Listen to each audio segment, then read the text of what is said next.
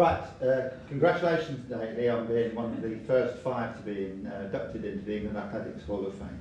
Thank you very much, John. I'd just like to thank everybody that voted for me and both the people that voted for Lord Seb Coe.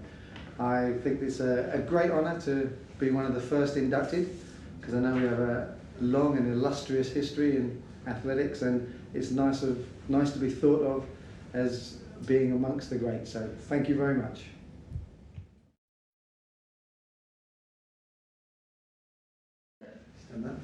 Congratulations Seb on being inducted into the England Athletics Hall of Fame. John, thank you very much. I'm very flattered. Thank you to everybody that voted for me. I'm delighted to just be a part of the nominations and the people that have come through on this. And I'd just like to thank England Athletics as well for the work they do on a day-to-day basis. Thank you. Very flattered. Thank you, sir.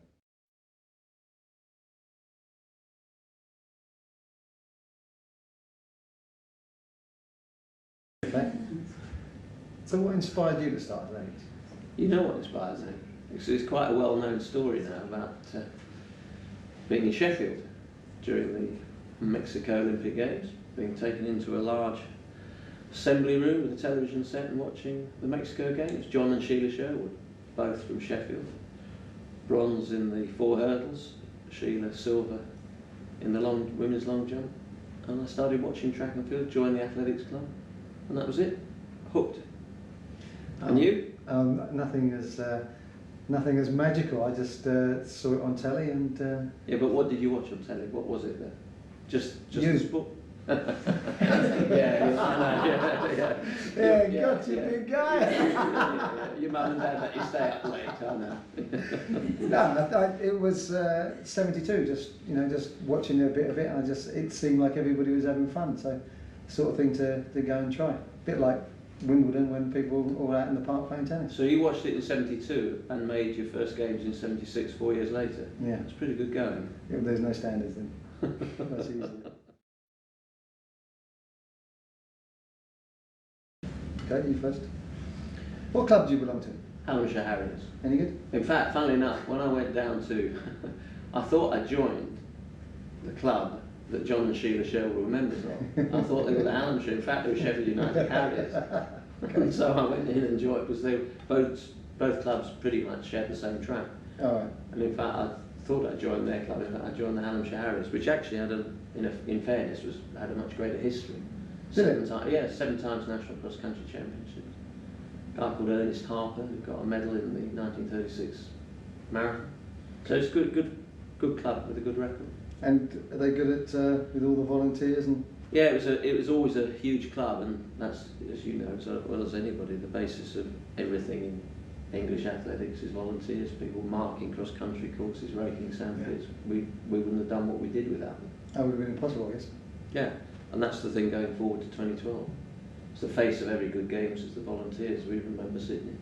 How many are they going to have for 2012? Well, we'll have about 70,000, which will probably be around sort of 50,000 Olympics and 20,000 Paralympics.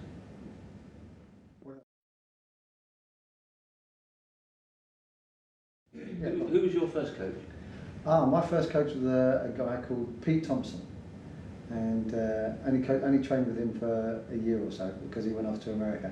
And then a bloke called Bob Mortimer, who was the guy that got me into decathlon. But your dad was your coach, wasn't he? My dad was my coach, but yes, but you know he coached, but through the club.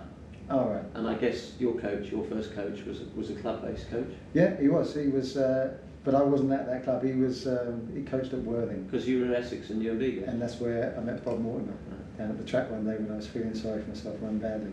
But your dad was self-coached as well. Yeah, but he went down to the club when I joined the Hampshire Harriers. He went down to find out, basically what I was doing, sort of 2 nights a week and every Sunday morning, and got interested in his background, as you know, with cycle racing. So he understood endurance, but became much more interested as more than just a parent standing on the touchline, and then decided to start coaching me. And he was my only coach, really. It was a shame he didn't have better material to work with. Yeah, you often told him that. It's sad. Yeah, he sadly agreed with you.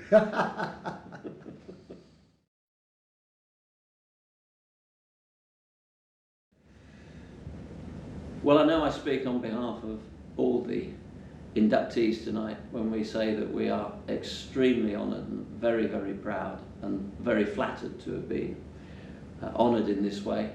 And there is one thing that is common to all of us, and that is we were all members of athletics clubs. Athletics clubs played a central part in our career. Our coaches were club-based.